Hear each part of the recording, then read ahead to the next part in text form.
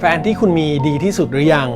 ถ้าคุณคือหนึ่งในคนที่กำลังตั้งคำถามว่าแฟนที่คุณมีเป็นคนที่คู่ควรที่สุดที่คุณควรจะมีหรือยังเป็นคนที่ดีที่สุดที่ชีวิตนี้คุณควรจะได้เจอหรือยังผมสามารถตอบคำถามนี้ได้ในเวลา3 วินาทีว่ายังครับเขายังไม่ใช่คนที่ดีที่สุดยังมีคนที่หน้าตาดีกว่าเขายังมีคนที่ฐานะดีกว่าเขาครอบครัวดีกว่าเขา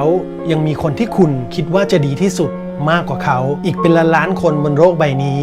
แต่นั่นไม่ได้แปลว่าคนเหล่านั้นคือคำตอบที่ดีกว่าแฟนของคุณในเวลานี้เพราะต่อให้คุณเปลี่ยนคนรักไปเรื่อยๆรูปร่างหน้าตาดีขึ้นเรื่อยๆฐานะดีขึ้นเรื่อยๆเมื่อถึงวันนั้นคุณจะพบความจริงอย่างหนึ่งที่ว่ามนุษย์เราไม่ได้เกิดขึ้นมาเพื่อเป็นคู่กับคนที่ดีที่สุดในแบบฉบับเจ้าชายหรือเจ้าหญิงในนิทานแต่เราเกิดขึ้นมาเพื่อใครสักคนที่รักเรา